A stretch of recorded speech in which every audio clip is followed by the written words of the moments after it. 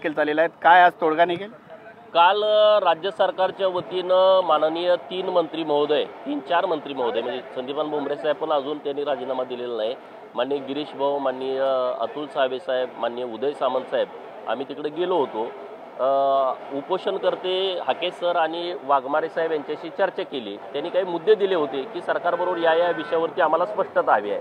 त्यातला पहिला मुद्दा होता की सगळे सोयरे, हिंदू लॉ असेल, ख्रिश्चन लॉ असेल, पारसी लॉ असेल, इथं कुठंच सगळे सोयरे हा शब्द नाही आहे। तर हा शब्द कुठून आला त्याच्याबद्दलची स्पष्टता हवी आहे, नंबर 1। नंबर 2, काही दाखले जे काढलेले आहेत की सरकार काय म्हणतंय की ओबीसीच्या आरक्षणाला आम्ही धक्का लागू देणार नाही, आणि दुसऱ्या बाजूला उपोषणकर्ते काय म्हणतात की 80% मराठा समाज हा कुणबी झालाय, ओबीसी झालाय, 20% आम्ही सगळे सोयरेच्या माध्यमातून यामध्ये आम्ही ओबीसीचं आरक्षण घेणार आहे।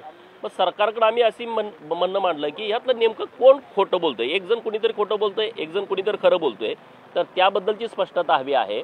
आणि म्हणून गेल्या 9 महिन्यामध्ये जेवढे कुणबी दाखले या राज्यामध्ये दिलेले आहेत त्याची श्वेतपत्रिका सरकारनं काढली पाहिजे।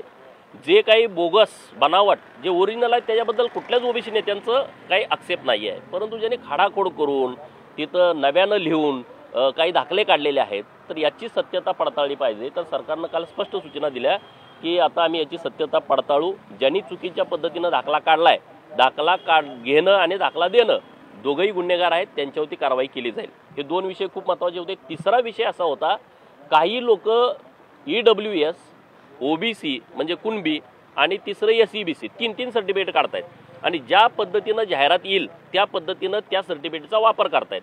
आणि म्हणून सरकारच्या ही बाब निदर्शनास आणून दिली की असं जर एकच व्यक्ती 3-3 दाखले जातीचे काढणार असेल, जात पडताळणी करून घेणार असतील आणि नोकऱ्यामध्ये जिथं कुठं संधी मिळेल तिथं जर वापरणार असतील तर याचं आधार लिंकिंग झालं पाहिजे की ज्याला तुम्ही दाखला देताय त्याला एकच दाखला मिळेल, म्हणजे दुबार तिबार ते होणार नाही। तर ती सरकारनं मागणी मान्य केली। दुसरा विषय, ओबीसींचे अनेक विषय आहेत आणि त्या विषयामध्ये सातत्यानं सरकारशी बोलणं होत नाही आणि म्हणून एक उपसमिती गठीत केली पाहिजे आणि त्याला कॅबिनेटचा दर्जा असतो, म्हणजे ओबीसीचा कुठलाही विषय आला तर परत ते सरकारकडे चर्चेला जाणार नाही, तर त्यालाही राज्य सरकारनं काल मान्यता दिलेली आहे। तर असे अनेक विषय आहेत की जे खूप चांगल्या पद्धतीनं सकारात्मक झालेत आणि सगळे सोयरेच्या बाबतीमध्ये सर्व पक्षीय बैठक 29 तारखेला संध्याकाळी ठेवली आहे सरकारच्या वतीनं आणि त्यामध्ये या उपोषणकर्त्यांना सुद्धा बोलावलेलं आहे आणि समोरचे जे उपोषणकर्ते त्यांनाही आम्ही विनंती केली त्यांनाही बोलवून घ्या, म्हणजे एकदा महाराष्ट्रामधली जी सामाजिक घडी विस्कटलेली आहे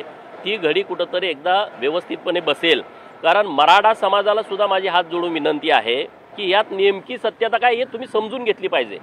सगळे सोयरेच्या बाबतीमध्ये किंवा कुणबी दाखले किती दिले तर तुम्ही सुद्धा सरकारकडे मागणी केली पाहिजे की आतापर्यंत तुम्ही किती दाखले दिलेले आहेत।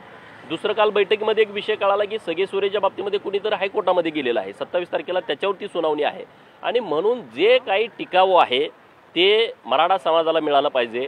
10% जे आरक्षण दिलेलं आहे राज्य सरकारनं ते आरक्षण कसं टिकेल, अपवादात्मक परिस्थितीमध्ये मराठा समाजाला आरक्षण दिलंय हे सिद्ध करण्यासाठी खरी ताकद लावणं गरजेचं आहे। ती सर्व पक्षांनी आणि सरकारने लावावी अशी आम्ही विनंती कालच्या मीटिंगमध्ये केलेली आहे।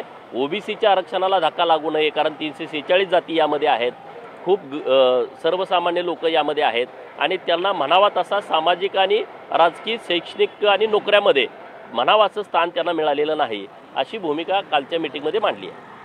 जरांगे मराठा आरक्षणासाठी ठाम आहेत, ओबीसीसाठी हाके देखील ठाम आहेत। या आंदोलनामुळे कुठेतरी 2